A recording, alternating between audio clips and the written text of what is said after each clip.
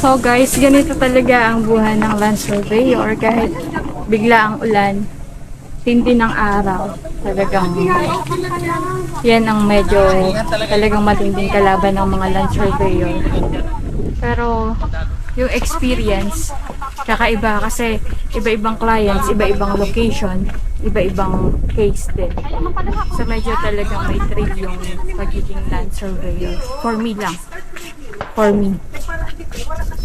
Unlike sa do may mga part na paulit-ulit na ginagawa, pero yung may mga scene or mga moments like katulad nito, sobrang ganda ng view. So yan, sulit na sulit. Ang kagandahan lang ngayon is nasa tabi kami ng kalsada, tapos yung nabiling lupa ng client namin is dito. So gagawin ata nila itong rest house. Ganda guys, no? Yan. Sana all.